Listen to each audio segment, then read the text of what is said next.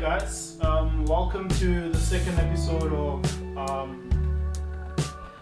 I almost said permanent what the fuck episode. This is more of a thread that I have going on on WhatsApp. But anyway, welcome to the second episode of Purple Heart Universe. Today's poem will basically be called, or it's titled, You May Do As You Wish. And this is to basically welcome those who hadn't jumped on just as yet. Welcome. Please like, subscribe, and comment. And yeah, leave your thoughts in the comment section. What you think I should improve on, what you think I should do better. But yeah. So before I jump onto the poem, I actually wanted to start with the conversation. Like, I actually want to include my fellow poets, people that I've basically vibed with over the years when it comes to forms of poetry. I know a lot of people don't write as much as they used to anymore, but nonetheless, I think they still have some work, even if it's like old work, that they could showcase on the channel. So I'm gonna feature a couple of artists here and there. Some are still avid writers and poets, and yeah, man, creatives. Yeah, it's just one of those things. Everyone has a creative side towards them, no matter how small it may be. But I think it's still there. So yeah, let me jump into the poem, and then I'll explain further, stanza by stanza, what it basically means and what led me to writing it. Yeah, I still struggle when it comes to memorizing these poems. At first I had thought maybe I should have, like, I don't know, like a voiceover and probably like shoot something else as well, but I just thought that wasn't authentic to some degree, because a couple of people are doing it or have done it before, so that would basically just be me biting off stuff that they've already done. So yeah, I kind of wanted my own voice to be the one behind the work. Yeah, it's always been faceless when it came to my poetry, but today, or rather now, I decided to actually start reciting my own work. So this one's titled, You May Do As You Wish. A bouquet of lilies. Let us wait for them to sprout. Somehow the wait carries more weight than the reveal. The ink never dries when you write poetry in the sky. So, stay with me. Beams of light pierce through the windows, illuminating the room with a hospitable feel. Warm red, bright orange, and yellow of the morning dew arching past the dark hues. All this to paint forever on the base of your tender skin. The ink never dries when you write poetry in the sky. A bouquet of roses. Let us smell them till the thorns can no longer pierce our skin. Just so our skin hardens just enough to ensure that no sticks may break your bones. All this to say words will always hurt you. Yes, the ink never dries when poetry is written in the sky, but why then do I not smell thee in the wind? So, don't leave me. The night wrestles me and gorges at my sanity. The lost tears at my spirit, so the vanity of loss seeps through me like a fungal body odor no cologne can rebuke. So I look once more to the sky to see if the ink has already dried. A bouquet of daffodils, the least of your favorites. You can leave them in the guest room. We barely have those anymore. Guests and happy moments, that is. You may do as you wish. Let death be not what wakes this pen. I am a dark, cracked vessel. The light seeps through me. I became this when the world stood still and hatred became the love I would kindle to cradle and salvage. I am this. This is I. And this I am. Stay with me, don't leave me, but you may do as you wish. For even in the hearth of midnight's blinding darkness, we see the edges and corners through the skin of our shadows. So blow out the candles, for unlike them, darkness is a forever light. And yeah, that's the poem.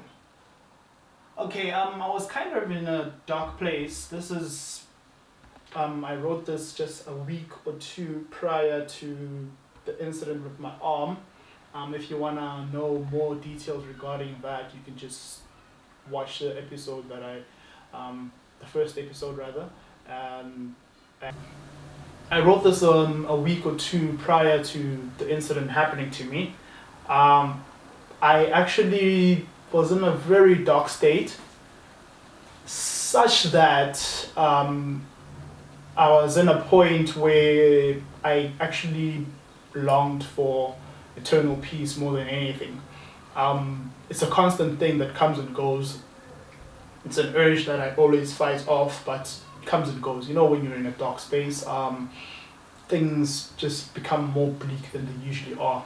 So within this poem, it's basically me putting myself in a relationship with poetry. We're basically in love and we're married, but the poem basically depicts from the beginning of the poem all lovey-dovey and still newly found love, and all the way to the end you can just tell that the relationship is very weary. And I think with every relationship, or not rather every relationship, every toxic relationship rather, it ends up coming to that point, you understand? You get stuck in a relationship that's toxic to a point where you end up blaming yourself for things that you have no control over. You blame yourself for staying when you think you should leave, and then you find yourself begging the other person to stay when they shouldn't. So yeah, that's basically what I'm going through within this poem. So I personified poetry to my wife, and the constant gifts of flowers or bouquets of flowers that I keep giving her are basically me kindling onto poetry every now and then, you understand? So with time, as time goes by up until now, I don't have or don't give enough effort to basically kindle onto poetry, you get me? Because in the first stanza I talk about how, okay, let me just re-look at that and make it easier. Okay, so a bouquet of lilies, let us wait for them to sprout. So this is within the talking stage of everyone. These are my feelings. The lilies are actually my feelings, and how lilies basically take some time to actually sprout more than other flowers. You buy them when they're still sealed, and they, you know, sprout after some time, and they're quite gorgeous. So those were my feelings towards poetry. They were very affectionate, very strong, very, yeah, somewhat perfect. And then, or somehow the weight carries more weight than the reveal. So with my feelings, I never really know how to depict my true feelings, especially within poetry. So the weight, like when I'm basically writing down the poetry, my feelings carry more feeling than what I jot down on paper. So if I were to write a poem about, maybe say, my girlfriend, how I love her, I probably love her more than what I could depict. So yeah, the ink never dries when you write the poetry in the sky. This is my linking the poem to how I actually feel about poetry, like how poetry is the same as a person to me. It's something that reincarnates itself. You get me? It's something that reincarnates itself. It's been there before I was born, way back. I really feel as much as most people don't really go for poetry anymore, it'll still exist within the future. And it'll be something that's constantly looked on and something that's constantly taken very serious to some degree. And yeah, that's basically me linking that. Okay. Beams of light also stay with me. That's me begging poetry to stay and be with me within this relationship. So with the second stanza or the body of the poem, I'm basically talking. Okay, I can't go line for line. This is gonna take forever. I'll just summarize the stanzas to make it more easier. Beams of light pierce through windows, illuminating the room with a hospitable feel, warm red, bright orange and yellow of morning dew arching past the dark hues, all to paint forever on the base of your tender skin. Here, I'm basically depicting how in love I am with poetry. How things actually are, like it's a homely feel, like how at some point I felt like poetry was the only thing that made sense to me, and it felt like infatuation to some degree. And here what happens is, even with how bright things were and how much of a darkness I carried, that brightness from poetry pierced through the darkness that I had, and it made everything homely. You get me? All right. Oh yeah. A bouquet of roses. Let us smell them till the thorns can no longer pierce our skin. Just so our skin hardens enough to ensure that no sticks may break your bones. All to say, words will always hurt you. Yes, the ink never dries when poetry is written in the sky. But why then do I not smell thee in the wind? Within this stanza, the roses are basically blood. I put them into a metaphor as in like bloodshed and hurt. You know how basically roses are basically very beautiful. They draw you towards them, and once you try and touch them, they actually prick you because they've got thorns and everything. I put that in a metaphor of how words are basically almost like roses to some degree, because you know the right words are very beautiful to you, but they can easily be twisted and hurt you, which is the same as roses, right? So here what I'm basically telling people is that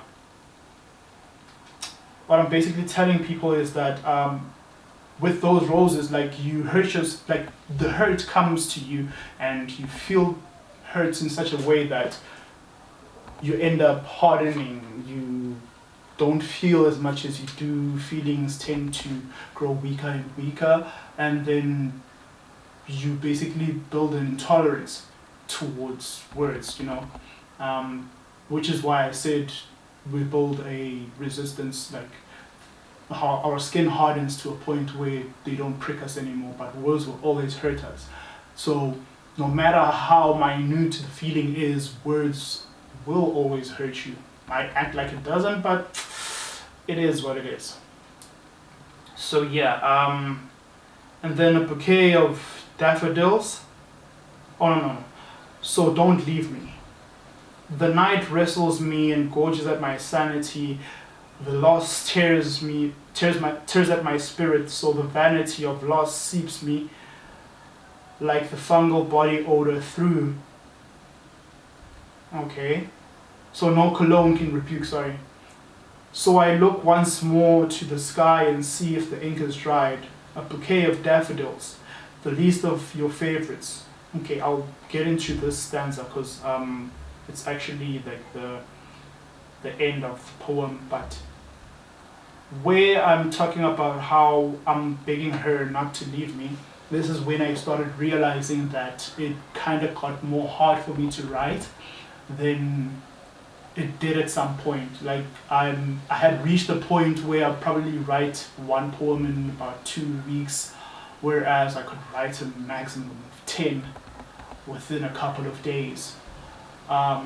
This is when I actually realized that it wasn't so easy for me to actually, reflect anymore. It wasn't easy for me to state how I felt. At first, I thought this was because, I'm infatuated. You know how I'm more of a love and depressed type of poet. I find it easier to write about darkness because I'm a shadow poet than I do to write about infatuation. So at that point, I was like very happy and everything like that. So I didn't really find a reason to start writing. And then it came to a point where I was struggling to actually finish a poem. I would start it today, probably finish it next week, and re-edit it the week after that. So you'll find that within the space of a month, I've only written one poem, and that's good for me. So this is where I'm basically talking about how things are changing within the relationship, things are changing within the marriage that I have with poetry. Things aren't going as smooth as they are. So now I'm asking her not to leave me. And then the last... So this is basically me talking about how I'm buying her daffodils, and I know that these feelings are basically something that she doesn't really like or she's not affectionate of, but it's what I can actually provide at that time, because now this is the part where our love is basically fading to some degree, because I go from writing about 30 poems a year to writing at most 3 or 5 at most when I'm on a good year. So this is basically me describing how things went or things happened between the both of us at that point in time, And then stay with me, don't leave me, but you may do as you wish. This is me basically accepting that even if this relationship isn't going to work, I would rather you do as you wish, I would love her to stay with me. I'd love poetry to stick with me through thick and thin, and we try to work things out, but they may do as they wish. Like, no one really wants to stay in a relationship if they don't want to be. No one wants to beg the other person to do their part, to stay there when they shouldn't. Or they should, or they know better, rather. So that's basically me taking... So the overall gist of the poem is basically me begging poetry to stay with me and basically be what it was to me in the beginning. But sadly, within the poem, you can tell that there are shifts and moods, and I can actually feel that there's a change with everything. So yeah, that's the poem, guys, and I'll post it within the description so you can actually have a look at it, and I'll leave the link to my blog as well so you can access more of my work. Yeah, man, if you have any questions that you'd like to ask, anything whatsoever you'd like to share, or even criticism, progressive or destructive, doesn't really matter. Regardless, you can leave your comments below. And yeah, once more, please click like and yeah, and subscribe. Share this with your friends, show this to your homegirl, homeboy, whoever. And yeah, man, thank you for tuning in to Purple Heart Universe. This is episode 2. I'm Pagamani Kumalo. I didn't mention this in the beginning, I remember. And yeah, I go by M the Third everywhere else, and my stage name is M. Yeah, M the Poet basically, but yeah, it's M I go by. Thank you for tuning in. Peace. Yeah.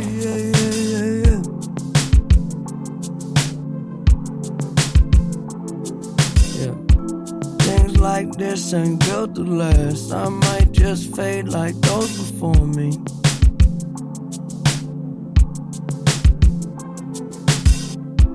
When will you forgive me?